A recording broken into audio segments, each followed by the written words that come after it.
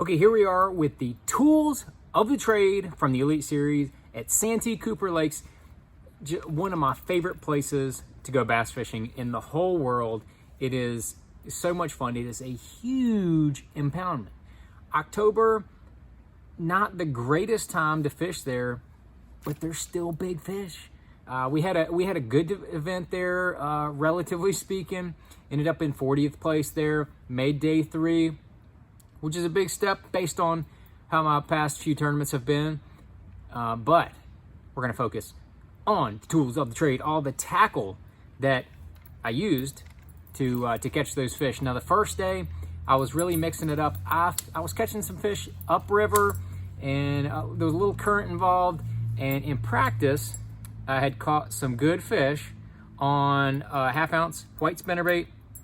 This is the Booyah Covert series. I really like that spinnerbait. It's got the Hildebrandt blades on it. It's got a good little hook in it. And on the first day, I had 2 fish hit the crap out of that spinnerbait and didn't get it. So then I ended up putting a trailer hook on there. I still lost a good fish late in the day, which never happens in, on a spinnerbait. Hardly ever happens. But I had that on 20-pound Sunline FC Sniper. That's what I like for any casting bait. 20-pound Sunline Sniper. That's my deal there. And that was the line. Had on a 7.3 Cashin Elite Series medium heavy rod. I normally throw a spinnerbait on a 7-foot rod, but I like that 7.3 for a 1/2 ounce, a little heavier spinnerbait. Just it's a little more leverage. It seems a little more appropriate for that heavier spinnerbait. Have a Daiwa 6.3-to-1 Tatula SV. I usually throw the Daiwa Tatula. I just happen to have this reel to put on there. It casts really well. Does good for fishing targets, especially close. For some reason, I like that reel for that. But the Tatula, regular Tatula, I like these are great reels, and that's normally what I use. So that was the combo there on the spinnerbait. But I only caught, I think, 1 or 2 of my keepers the first day. I ended up having a limit, 10 pounds and something.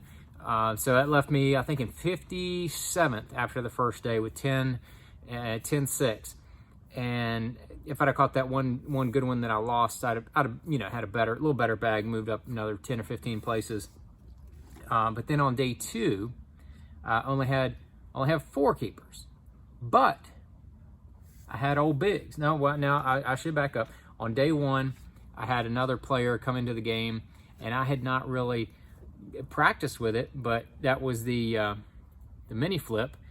And during day 2, I ended up evolving to the bruiser colored mini flip 1/2 ounce with a D-bomb. This is called a color called Kentucky Craw, because I wanted something with a little orange in it, and some of the crawfish ended up having some orange in it, and that geez, I can't even speak here. But that Kentucky Craw, it's got that blue in one side, and then it's got the green pumpkin with orange flake on the other. And I like it with that. Matches up well. Had that trimmed up there. I had that on 20-pound Sunline shooter, and that's the shooter. There is a difference between shooter and sniper. I get that question a lot, but just to give you a quick answer, this is better for. It's a little more supple. Diameter's a touch smaller. It's a little better for reaction baits, spinner baits, chatterbaits, things that you're casting and winding, crankbaits. And then the shooter is a great all-around line. The diameter is a tick bigger, and it is really, really tough. Really, really tough. Hard to break that stuff. I use it for all my pitching, flipping, anything like that. Carolina rig, any kind of worming. That's what I'm using is a shooter. So that's the quick version, quick answer to that. But I had the old 7.6 medium heavy cash and flipping stick. Had that bad boy, and then I had my high-speed Daiwa Tatula reel. That's a heck of a combo right there. And on day 2, that's what I caught that monster 714 with, was that combo right there. That jig right there caught that 714. That thing was a toad, just a total toad. And I will never forget that fish catch as long as I live.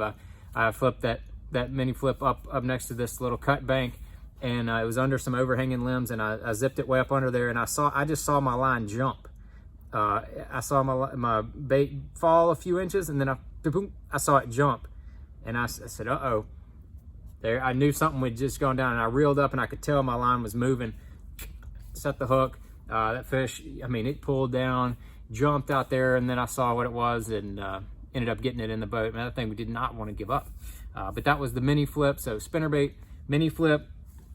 On day 3, I had to change it up a little bit more because I was fishing a spinnerbait, fishing a jig, didn't get many bites. I wanted something to try to get some reaction bait, so I switched up to the chatterbait. Had not really fished the chatterbait much during the week, but I caught my single keeper on day 3 on the 1/2 ounce Z-Man jackhammer. This is Gizzard Chad. I love this color. I think it is amazing. Really like it. It's got that little orange throat on it, but that's the 1/2 ounce. Have a Shockwave frosted purple Shockwave 3.5 on the back. I think that is a great looking combination right there. And then I had that again on the 20-pound Sunline Sniper. That's my line choice. Had that on the, I mean, I don't know what other rod you'd throw other than the 7'1" chatterbait rod by Cash and Rods. Love that. I think it's just an amazing rod for throwing the chatterbait, especially when you're throwing it around targets. I think that's just perfect right there. And then the 6-3-1 Daiwa Tatula 100 reel. That is the combination right there. But a couple of the keepers I caught on the first day, and I think one of the ones I caught on the second day, and I lost one. 100% my fault, because just operator error, was the Missile Baits 48 wacky rigged on the Gamakatsu Stinger Tournament Stinger.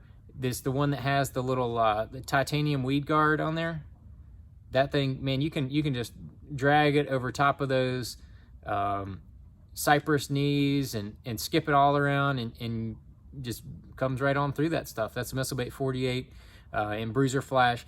Derek Hudnall finished in the top 10. That was the bait he primarily caught most of his fish on the first 2 days. I think the first 2 days he caught every single fish on that.